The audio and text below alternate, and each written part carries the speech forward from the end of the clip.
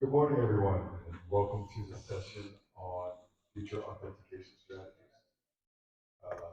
Today we are joined by, we're lucky to have presenting for us Jason Norrie, CISO for Solutions 2, as well as Jamie Lynn Walker, Director of CyberNet. Just to ask that you silence all cell phones, and we'll go ahead and get started. Thank you.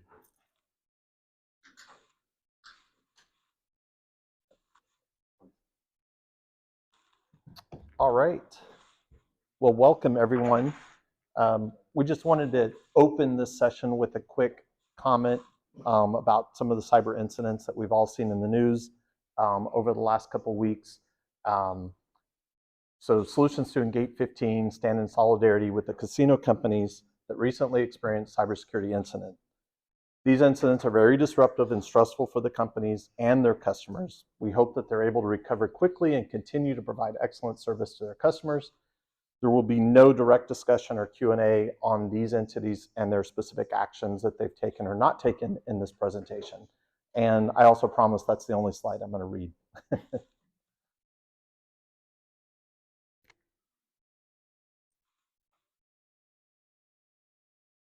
All right, so just a quick run through the agenda and what we're going to be talking about today. Complexities of identity management. We're going to tie it back to some of the identity basics that hopefully we all know and feel very comfortable with, but we're just going to do a quick run through of some of those. We're going to look back at some of where we've come from, and because that ties back to our technical debt, the way we've been handling identity for the last couple of decades, and how we're moving forward in the future. We're going to talk about some of the technical ramifications, some of the threats and risks associated with identity, and then move into a 5-step authentication strategy or future authentication strategy that you can build for your identity plan. And then we're going to end with a top 10 list, because those are always fun. So just a quick run through. Identity is complicated. So if you look through this, and we're not going to talk to all of these topics right now, but just as an example, and usually when I'm talking to organizations about their identity strategy, I start with that, what I call the identity sandwich in the middle, which is really the basics and fundamentals of single sign-on, MFA, privileged access management, and then governance and all the policies and management and ongoing monitoring and auditing of everything you're doing with your identity strategy. But it quickly extends and balloons out from there, and you start getting into IDPs and SPs, and is your sign-on and authentication process IDP initiated or SP initiated? Do the applications that you're running in your organization support one or the other or both? Do they support either? Do you need to federate with other entities? Do you have service providers that you work with that are trying to authenticate into your process? So you have to do some kind of federation. Is that one direction or bidirectional? And do the protocols used to support those technologies, do both organizations or entities support those? It gets really complex. Now that a lot of entities are looking at also doing identity strategy for their customers or their clients, maybe through web portal or web-based applications, online gambling. There's customer identity and access management concerns for tracking those items. So these are all complexities that you have to think about and consider. So just again, a couple of basics, just so we're all talking and using the same definitions. Identification is really the assertion. If I'm a user, I am Jason. I'm asserting that that's my identity.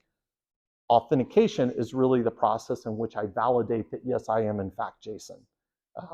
So whether we're talking about government IDs or a technical authentication process or whatever the method is, authentication is essentially just that process of validating that I am who I claim to be. Authorization is as my identity. Once I've established who my identity is, what resources am I authorized to access within my organization? The last A in here, the accountability, how is that being monitored? And if a user is provided access to a specific resource, are they in fact only getting access to that defined resource? Is this access being monitored over time? And then is it being audited to make sure that that access is still in fact valid? In your experience, would you say that accountability is often forgotten, or maybe It more often than not, or? I think accountability is one of the steps that is, not that any of these are the easy button, but that's definitely a complex one. And so I think many organizations tend to put that off because it's kind of the painful part out of all of these steps. It's definitely the painful part. And doing things like access reviews is incredibly time intensive and very complex. I would say, yeah, identification, authentication, authorization, that's all great, but you can't detect going wrong if you're not accountable. Right. And you're not tracking and logging and exactly. auditing. Exactly. So just a couple quick, we're probably all familiar with the CIA triad, confidentiality, integrity, and availability. So identity and authorization and accountability, it all ties back into the CIA triad. So this is having an identity strategy implemented within your security program is key to maintaining that CIA triad for your data in your organization.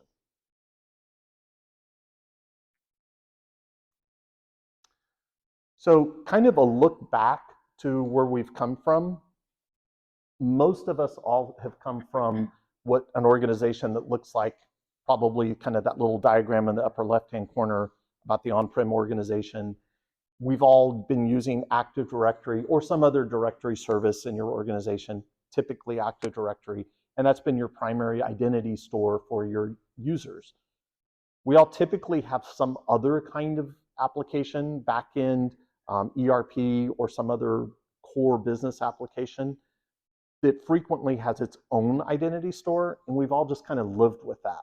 So everybody has their Active Directory account, and whenever they need to log into this core business application, they also have, in many cases, some other, for example, my in Active Directory might be jason.norid at my domain is my Active Directory login, and then I may have a, line of business application that I log into, and it's just my username is Jason or JasonN or something like that.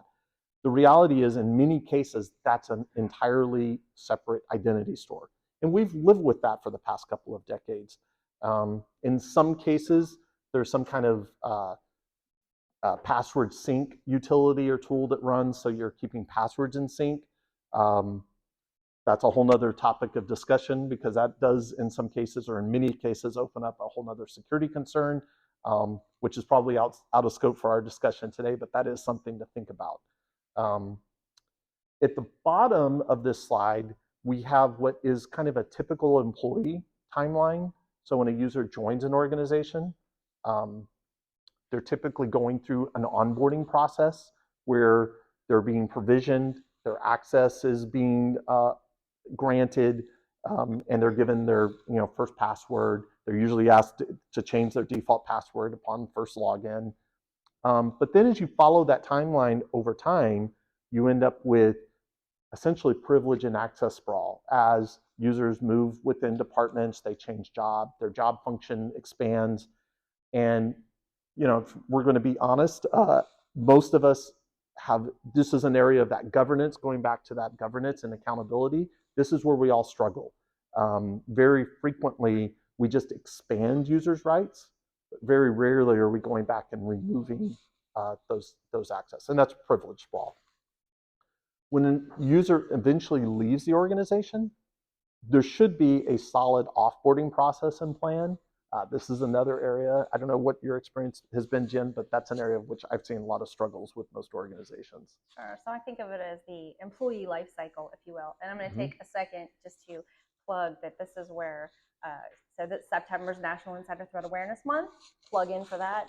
And this is where we can help mitigate some of those insider threats. But following a good onboarding provisioning procedure should lead to following a good deprovisioning procedures. I mean, in a large organization, there's probably processes and change management processes. In smaller organizations, there's probably a lot of word of mouth. Word of mouth doesn't work. Our memories fail. People leave. We need some kind of a change management procedure for provisioning and deprovisioning, mostly for the deprovisioning part, because it's easy to say, hey, everyone under my organization gets access to X, Y, and Z. Well, that's great until they move or get promoted or transfer or separate or resign or get terminated. But that process needs to be followed every time for every employee. Right. No, exactly. So having those processes in place, and again, this is probably a good point to mention. A lot of what we're talking about today is all about process. This is not a technology, and we'll talk more about that through this presentation. But this is really about having good, solid processes in place in support of the technology decisions that you make. So a couple of things that we're going to talk about around challenges and complexities around identity. Identity sprawl. So going back to that example we were just talking about, where organizations have Active Directory and some kind of back-end core business application with a couple of different identity stores. Typically what happens in today's modern IT landscape is we have many identity stores. If I think about Solutions 2 as an example, I feel like every time I turn around, there's a new identity store that's popping up, typically through the onboarding of some line of business application. And if we're going to be, again, completely honest, may or may not be completely sanctioned through IT. So we talk about, we used to call it shadow IT. I think that term is almost going away and is becoming what I would call business-led IT. So it's sanctioned by the business, but maybe not sanctioned by IT. So you end up with another identity store, and it may be a small group of users. It may only be 2 to 3 users in your organization that are using some specialized SaaS application, but that's yet another identity store that exposes risk to your organization. Application sprawl. This is exactly what we were just talking about. So the on-prem line limp business applications, if you're doing DevOps and doing any kind of custom development in your organization, that's, application sprawl leads to identity sprawl. And again, IT sponsored versus business-led IT applications. That kind of makes me think of also when you've got applications, you've also got a lot of service accounts sometimes. And we'll talk more about that in a little bit, but kind of throwing that in absolutely. To that bucket. Yeah, so it's not just your user accounts, it's the privileged administrative accounts for those line of business applications that are being created. A great example is just, again, personal testimonial. We recently onboarded a new application within our finance department. Well, it was spun up and it was created with full support of IT, but then from that initial onboarding, when the application is first provisioned in the application, the cloud provider or the SaaS application provider is creating a default administrative account for that initial provisioning. Once that happens, if you do not have good governance process in place, in many, many cases, we find that as we're doing security assessments for other organizations, those initial administrative accounts that were created for that first application provisioning are still out there. And the really scary things, in many cases, they still have the default password and credentials that were stored with them. So they have full access to, if you've compromised that account, you have full access to the application, this data, and all the identities, which, again, and if there's any kind of federation or hooks into the rest of your organization, there's huge exposure with that use case. Another one is user friction and adoption resistance. So anytime we start talking about changes in the organization around identity and authentication and MFA and things like that, it does create user friction, and in some cases, significant user friction. Do you have any comments on that, Jen? So that, obviously that change and adding that one more technology or that one more process creates friction. But then kind of the other side of that is, to add insult to injury, is depending on which multi-factor authentication method you choose, anything maybe but the phishing resistant, FIDO, YubiKey type stuff. Now we have to train users against the MFA bypass techniques, such as MFA fatigue, prompt bombing, or whatnot. Mm-hmm. So one thing about this is my approach is I'm talking to organizations about identity while creating things like MFA strategies and implementing MFA can introduce additional user friction. That can, in many cases, be balanced out by the fact that if you have application identity sprawl and at the same time you're rolling this all into a single coherent, single sign-on strategy, you're actually reducing a significant amount of user friction. So the goal would be to get down to a single identity, if possible, per user, or as few identities to manage as possible for that user. And that actually is taking a significant amount of user friction off the table. And if you can tie it to things like conditional access and risk-based, phish-resistant conditional access policies, you can actually reduce a significant amount of user friction for your users. Going back to privileged access and identity management, we've already talked about this a little bit, but application sprawl is creating this administrative credential sprawl. So, in the past, we all used to talk about domain admins, or maybe if you're using, Office 365 or something like that, you also had the notion of global admins, and those were the identities that we were concerned about. Those were the high-risk identities. But we just can't forget all of these applications typically have application admins as well. That is a privileged identity that needs to be managed and protected, arguably as much as your domain admin and global admin privileges. They're all critical. Any of these privileged identities can be incredibly dangerous if not used and secured properly. And then monitoring all of those accounts and making sure that they're being audited on a regular basis. Technical complexities, we've mentioned this at the very beginning. All of these things that we're talking about introduce new problems in the organization. With inconsistent feature sets, especially as you're trying to integrate disparate technologies, not all the features and functions map across all the technologies, across all the applications, across all the cloud providers. And so mapping that into your initial identity architecture is critically important, which we'll come back to. And then last but not least, we'll mention again, governance. So making sure that you're onboarding and offboarding users, not just in the organization, but through all these application stack. One thing that might be worth mentioning here is we probably all do a good job of obviously onboarding a user. Let's use Active Directory as an example. We create an account in their Active Directory. A user leaves the organization. We follow our offboarding process, which probably involves disabling the user account in Active Directory, possibly deleting the account. How many of us are also going into all the other applications and making sure that that mapping is carrying through? So even if we're doing fully federated access, so when we disable a user in Active Directory, is that access being removed or disabled in all of your third-party SaaS applications, as an example?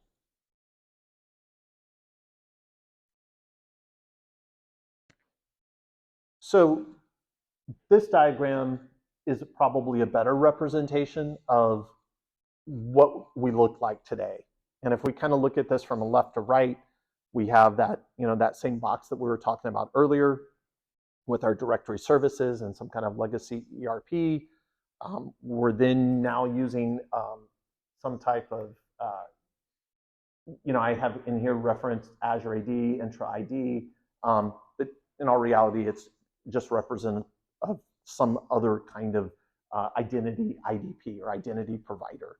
And so you have remote users that are potentially logging in and authenticating to that cloud IDP. You may have, as we get to the middle of the screen, you may have some kind of SaaS application that users are accessing from their mobile devices that's integrated with single sign-on. If we stop right there, just even implementing that is incredibly complex. None of this is simple. making sure that all of that works and is functioning, is being audited, is incredibly complex. But the reality is we all start to look like the picture as we go to the right, where we have like SaaS applications that are getting spun up by business-led IT. Again, it's asking those same questions. Which of these SaaS apps are sanctioned? Which of these are unsanctioned? Are they secured? Are all the security policies enabled? And again, even beyond just identity, most of the major SaaS applications out there, cloud SaaS providers, typically have a white paper or security recommendations. Again, another question to ask ourselves is how many of us are going through those recommended security and hardening guides for every SaaS application or environment?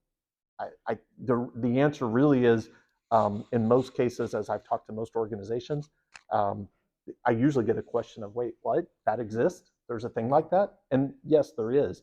But it's not just a matter of following their guidelines. You have to follow their guidelines and map them into your risk and threat profile and your security program in your organization. Another question is, how are you discovering these SaaS applications? And in many cases, and I think it was referenced in the summary, and I've experienced this as well.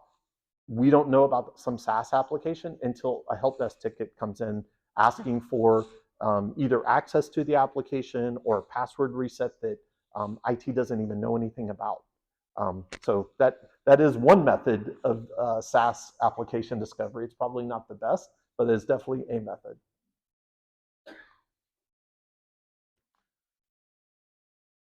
So we're going to run through a couple of examples of some fairly recent security vulnerabilities and exploits that have come out recently. And really the goal here is not to highlight any specific technology or vulnerability. It's that why these things matter.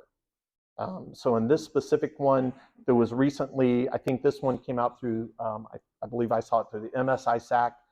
This was around the Cisco ASA vulnerability.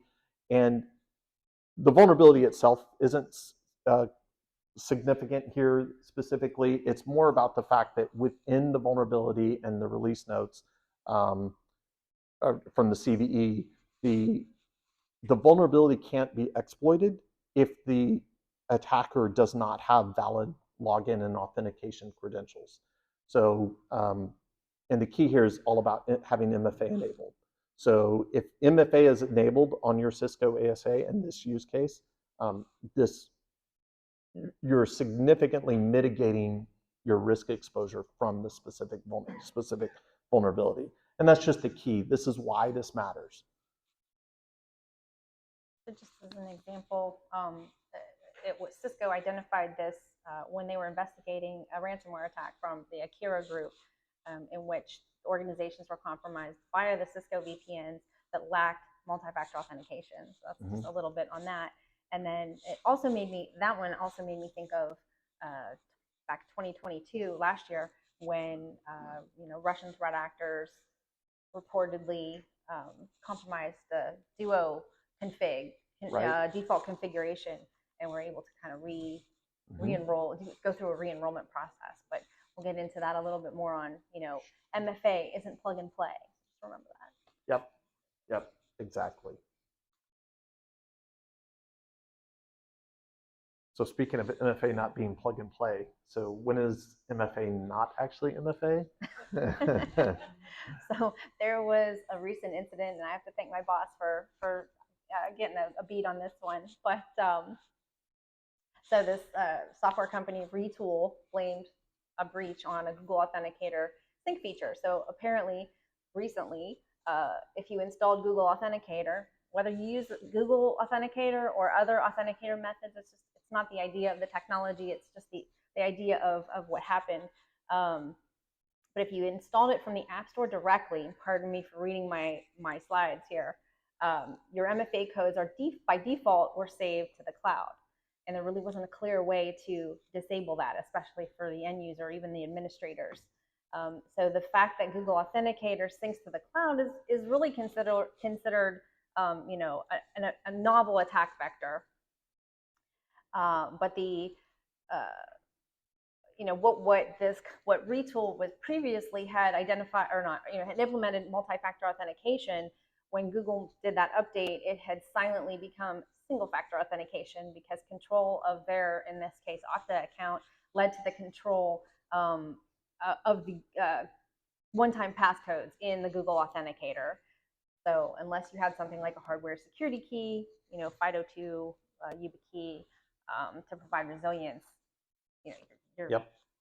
Yeah, exactly. So in this particular case, because they were able to compromise a single user's account, which then they were able to enroll the attacker's own device within their MFA, none of the security monitoring, auditing was being triggered to the security team after that initial compromise, because then the attackers were acting just like a user at that point. And then to build on that, because they were able to compromise that one account, which led to the compromise of a Google account, which led to them being able to access all of those one-time passwords in that single users, which included one-time passwords for applications and systems that had not been compromised yet. So by compromising one account, they were able to access many of the one-time passwords, and which led to a situation, an incident, which we can all read about. There's a link here. It wasn't great. There was, I think, 23, if I remember correctly, I believe this particular incident was 23 specific organizations and entities were compromised due to one employee account being compromised. But it was cool that Retool came out publicly and walked through it for everybody so we could learn lessons. That's a great point. So I think we've talked about this, or at least referenced it. I think Jen referenced service accounts. This is a big deal because when we talk about MFA, many of us today are really focused around user accounts and MFA, but it's not just our user accounts. So I don't know if you want to.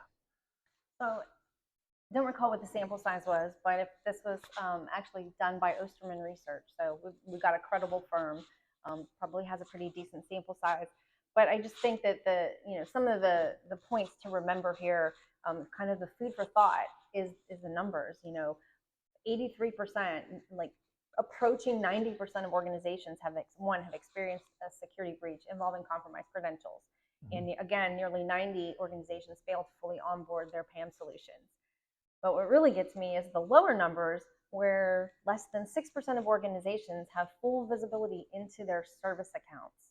And of course, again, less than 25% are able to prevent malicious access to their service accounts. So are you watching your service accounts? Are you aware, accounting for your service accounts? Right. So this is where identifying kind of those personas that you should be monitoring and thinking about and architecting in your identity strategy.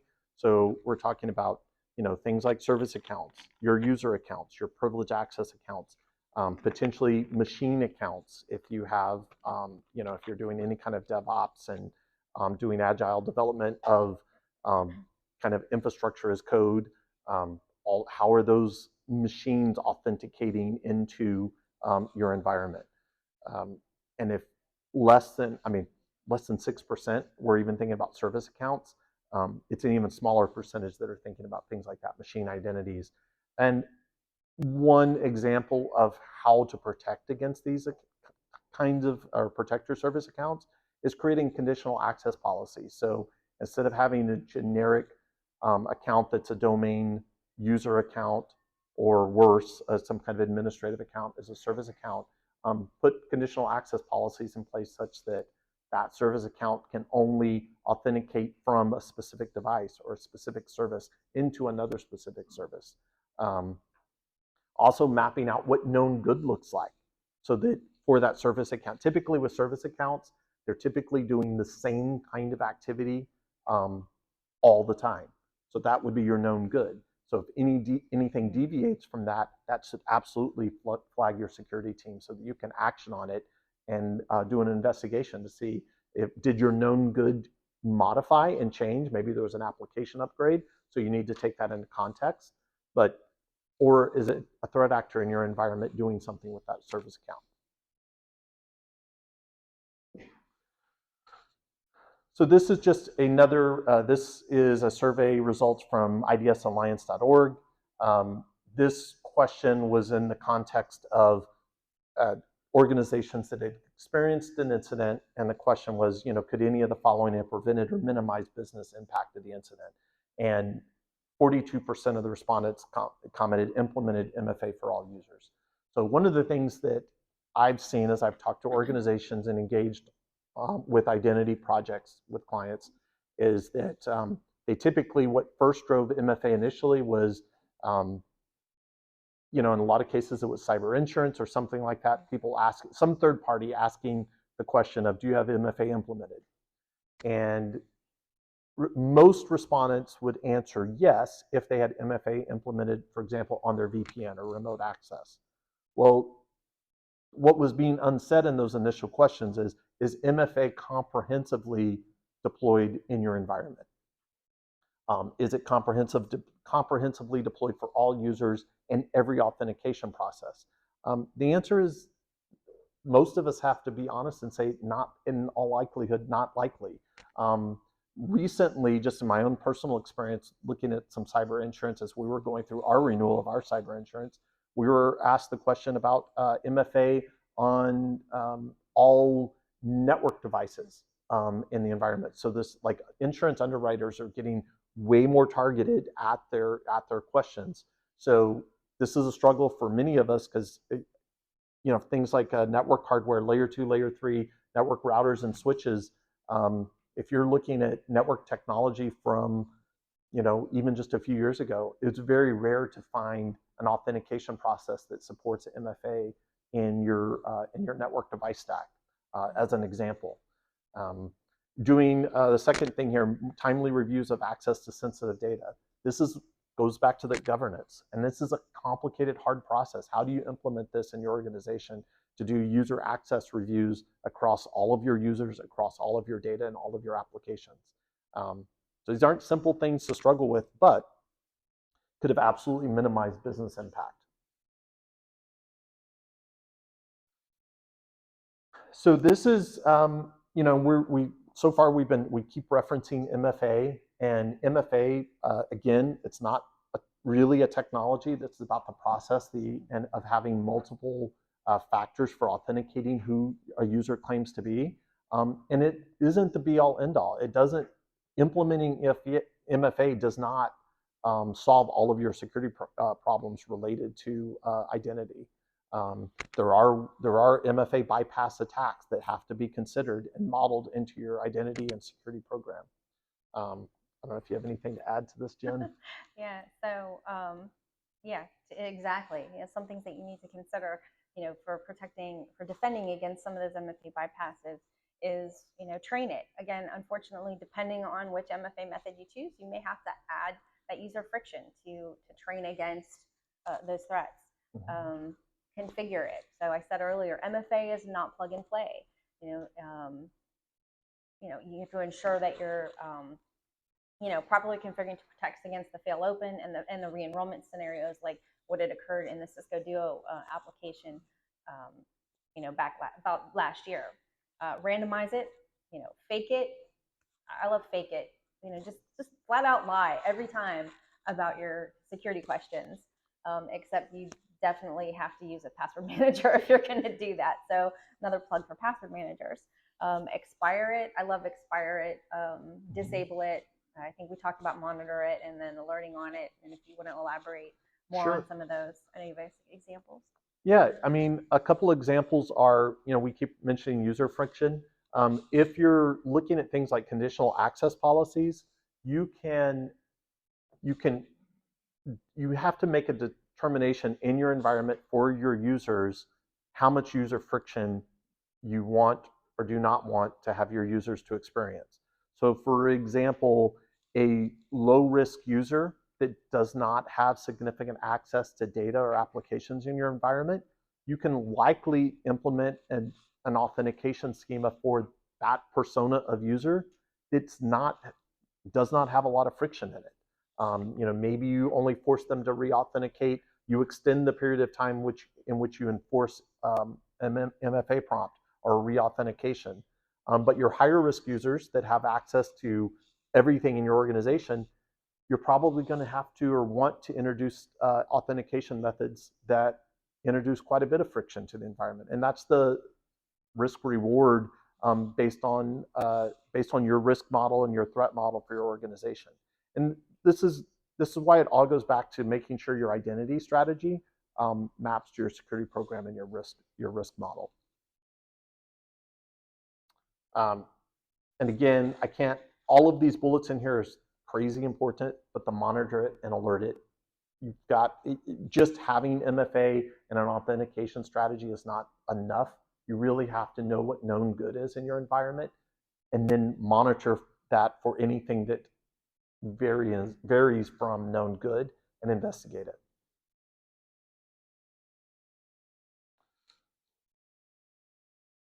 So this is really the key. And whether it's MFA or passwordless or whatever your advanced authentication scheme is, MFA all the things, protect all the things, monitor all the things. That's critically important. That should be a takeaway here. Make sure you understand where all of your authentication processes are and protect all of those authentication processes. We've talked about a lot of complicated, it's a complicated structure, but I need small manageable chunks. So, yep. What are we going to do? Exactly. And real quick, this was another slide and respondents from the IDS Alliance. Barriers preventing your company from doing more to secure identities. It's all this is summarizing everything that we've talked about here. It's complicated. Our technology is our IT environment's too complex. We have too much technical debt. We have older systems that don't support some of these new identity protocols, etc., or we don't have the budget or expertise for it. So what do we do? With my comment. So we're going to talk about a 5-step plan for implementing your future authentication strategy and developing your strategy. So a couple of things to think about. Ultimately, the goal is improve security posture and decrease user friction for most of us in our environment as we talk about future authentication. The solution is typically implementing some type of phish-resistant risk-based authentication process, which is a lot of words to say conditional access. Considerations, you really want to think about consolidating your identity, having some kind of MFA or passwordless schema that you implement for your environment, making sure you have an inventory of your applications and all your service providers. And then once you have all that, selecting an IDP technology, whether it's on-prem or cloud, that maps into all of the other things that you've just captured. The last thing you want to do is start with a technology decision and then try to build out your identity architecture, because you're going to, once you make that technology selection, not only are you spending your budget, your limited budget that we all have, you've made that decision, you've painted yourself into a corner, you've taken some potential options off the table, and you have to live with your options. And you don't want to have to remap your architecture into the technology. You really want to think about the architecture first. And then just a strategy quote from Harvard Business Review, Michael Watkins, but paraphrasing here, you have to build that strategy that then defines the actions the organization can take based on that strategy that you've decided on. So one thing on SaaS, and I know a lot of tribal organizations have moved or moving to the cloud, and I kind of want to give some props out to Director Easterly.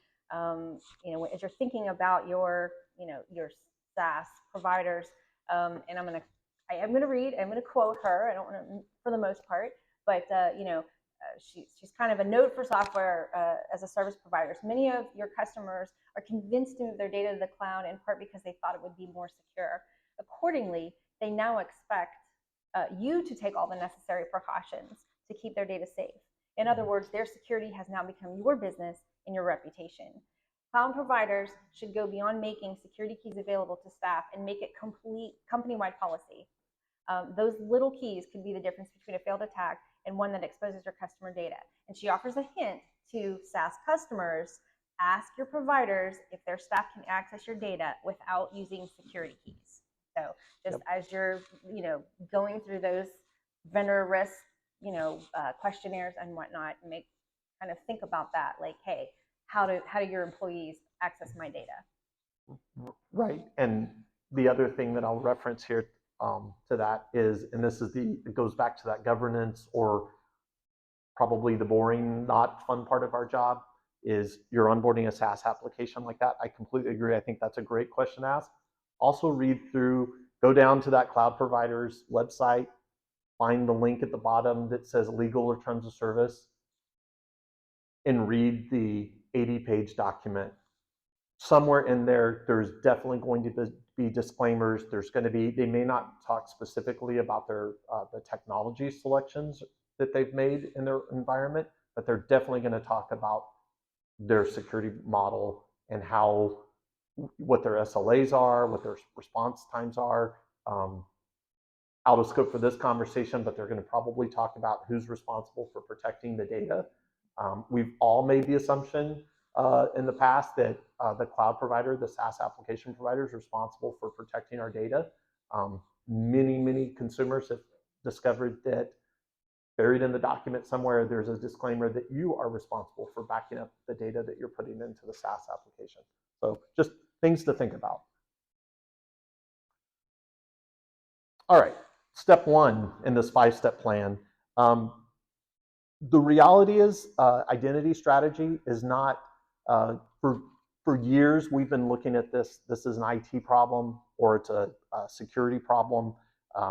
Just throw this at the engineer responsible for Active Directory in your environment, or maybe you have a cloud engineer in your organization. And for years we have kind of thrown this giant problem at that engineer and said, here, go solve this, go figure this out for the organization. And the reality is, this is a massive project. If you're trying to reinvent your identity strategy for your organization, it's significant. It's a digital transformation project to incorporate all of your legacy applications, all those line of business applications, all the legacy processes that you've implemented, and modernize and take your organization to a modern identity strategy.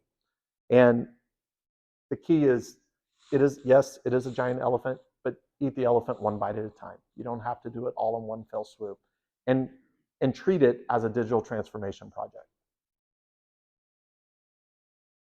Kind of two, again, referencing back to what I just stated, you need to build a team. This is way too complex for a single identity engineer or the Active Directory administrator to tackle. Not only that, the team that's tackling this project needs to be a multi-domain, cross-functional team. You need to pull in members from other parts of the organization. By the way, a little hint, this is also how you solve some of the user friction problems. This is where, if you get buy-in from the various parts of the organization on this user friction, this is where you can tackle that and make those decisions together as a team. Anything to? No. Okay.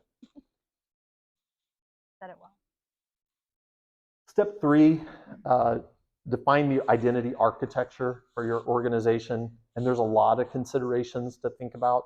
Notice we're at step 3. I still haven't said go out and procure an identity technology. It's very critical to do this first. And this, we don't need to talk through all of these, but just things to think about. Some of this is those use cases and personas we were talking about, the service account, the authentication methods.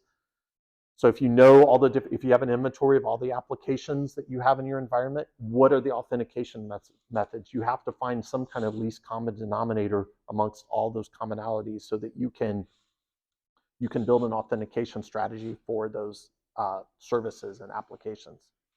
I think in auditing that, I'm thinking auditing insofar as, do you still need this application? Is it still being used? Is it still being updated? Or Mhm. is it discoverable by threat actors? Does it become, another attack vector? Right, right. And then, a challenge that we probably all run into in this organization, even deciding how let's take MFA, you're going to use an authenticator app. Well, are you providing a mobile device to run the authenticator app to all users in your organization? Are you asking them to use their personal devices? Um, what's the policies around that? What if your user refuses to use their personal device to run your corporate authenticator app? Are you providing a token? And as you start asking these questions, you can see how complex this gets really fast, just with that one question. I've talked to many organizations that they kind of do a tiered approach. For users that have corporate mobile devices, they use the Authenticator app.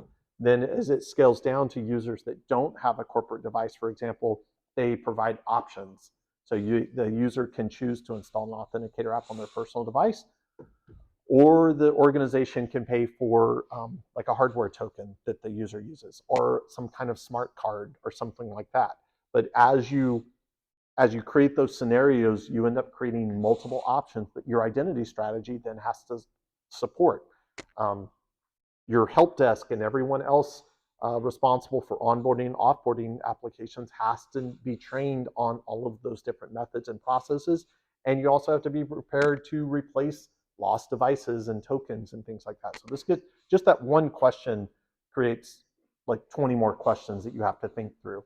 And the reality is the answer to almost every one of those questions usually has some dollar sign attached to it as well.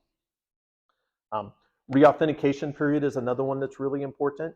This goes back to knowing the persona and potentially assigning different reauthentication periods to those different personas. And to be clear, when we talk about reauthentication period, what we're talking about is how often are you going to force a user to reauthenticate and go through that MFA? This is that user friction question.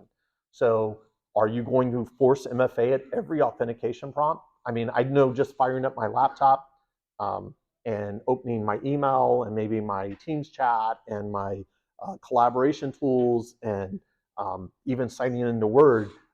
I mean, just firing up my laptop for the first time in the day, I mean, there's easily 15 to 20 authentication prompts right there in that moment. Am I going to enforce MFA prompt at every single one of those? And then throughout the day, am I going to enforce MFA reauthentication? Or if they authenticate with MFA, am I not going to force an MFA reauthentication prompt? Or if it's that user from that device, maybe I don't force them to reauthenticate with MFA for 24 hours, or maybe it's 14 days. That's not a question that Jen or I can answer for your organization.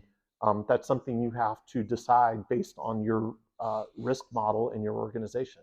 And it's probably not the same for all users. Again, going back to what is that user persona? What do they have access to?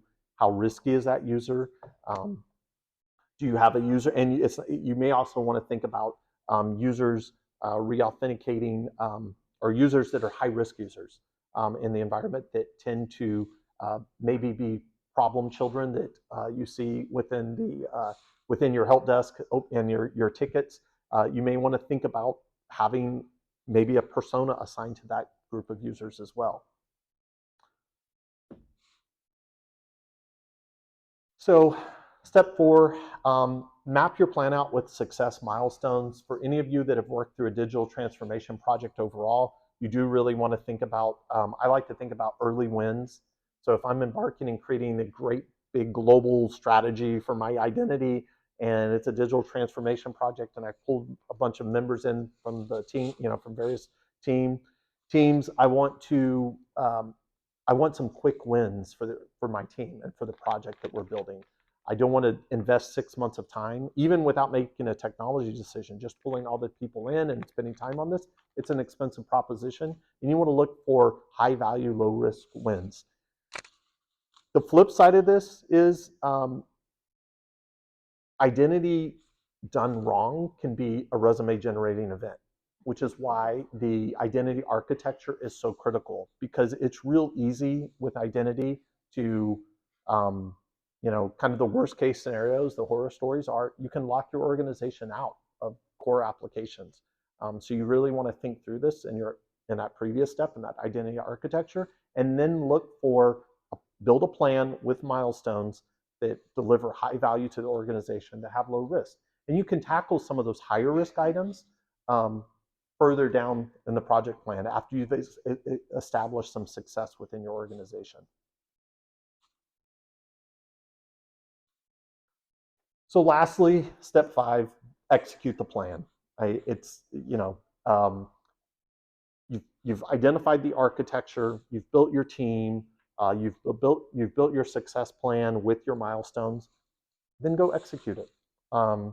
And I think a key here is not just go execute the plan, steps 1 through 10, or however many steps there are. Do step 1 and build in a feedback loop into your process such that you understand the success and then any pain points maybe that you've created through that implementation and the execution of step 1. Make sure you have a path to stakeholders and executives in your organization such that you can get feedback based on those milestones that you've achieved, so you can pivot and modify your plan as needed as you implement this transformation project. And then kind of summing this all up, this is kind of the top 10 list. This is not comprehensive. We're not going to necessarily read through all of these, but these are just things to think about as you implement this identity strategy. I think we've talked through a lot of these. Number 1, eat the elephant one bite at a time. Understanding all of your identity silos. Number 3, define your use cases and personas. So that's thinking through user roles, but then also all of those other personas, service accounts, machine accounts, user accounts, privileged access accounts, etc. And let's not forget about the example I used at the beginning, those default administrative accounts that get provisioned that are local maybe to that SaaS application, as an example. And then continually look for, through tribal ISAC notifications or other threat intel feeds, look for exposure to the threats once you've identified a technology that you're implementing and you understand, because through this process, hopefully through that architecture, you've mapped out all your different authentication points. Continually look for exposure and threats against those authentication points in your environment. And then monitor for those in an automated fashion if you can. Prioritize all this based on your organization's risk appetite and threat model. We've mentioned that continually in this entire discussion. 8's a big one. Implement break glass accounts. Going back to that resume generating event with your identity architecture, make sure that you've thought through, okay, what happens if I have a failure in my authentication process or technology? So making sure that you have a break glass account. I've absolutely seen organizations that have kind of gone all in on a specific technology, and then that technology has some kind of failure. Either they have a security event or just an IT operational failure of some sort, and your entire organization is locked out and they're not able to authenticate and access their services and perform their job function. Make sure you have a break glass account, which is typically, think through like, maybe an application or an application account that has a very complex randomly generated password using one of those password managers. Another key on this one is test that break glass account. I've seen users do things like, well, I'm going to use my break glass account. I'm going to create a 128 character randomly generated password, and they create it. They put it in a safe somewhere, maybe in a sealed envelope, the whole 9 yards, and then they need it and they go to use it and it fails because maybe the password that they generated and maybe even saved in that application and provisioned, but they didn't actually test it to realize that maybe that application has a 64 character limit or something like that. So this seems like common sense probably, but in action, these are just things that we miss at times, especially if you're thinking about your organization. You may have 20 to 200 cloud applications. So creating and managing break glass accounts for all of those applications is a process in of itself. Or you tested it on the desktop or laptop or whatever in a regular GUI, and you didn't test it on your mobile, and it's the mobile application that doesn't like the character. Oh, exactly. Yeah. So there's mobile application versus web application versus thick client. You would like to think that those application vendors have tested all of that, and the password schema is consistent across all those platforms. That's absolutely not the case. I think application developers are getting better about those kinds of things, but it has to be tested. Last but not least, having an audit process and monitoring. Just think through, and that, for example, that's one of those easy wins that can be implemented today, right now, on the things if you're not doing that already. That's one of those that is high value if you start monitoring just even what you're doing today around identity and authentication. And kind of last but not least, fill this out. Yeah. Join Tribal ISAC. Talk to your peers. See what they're doing. So absolutely join Tribal ISAC. This is a community. We all get better together. If you're interested, Solutions 2, we perform a security controls assessment. Anyone that's attending here today, you can come by our booth, sign up. We'll do a security controls assessment for your organization, give you a deliverable that maps out not only kind of a strategic overview and things you may want to think about, but tactical next steps. No cost. No cost. So come by, sign up at our booth, and we'll do a no-cost security controls assessment for your organization. We are giving out poker chips as well that have, even though we've been talking about security all day here, it has a QR code on the back of the chip. You can scan that. It'll take you to a landing page where you can sign up for our dinner that we're hosting tomorrow night, right, Tracy? As well as get a copy of this presentation if you're interested. I'll be at our booth for the next couple of days, so if any of you want to come by, swing by and talk to me about your identity strategy or anything else in your organization, I'd be happy to do that. Thanks for attending.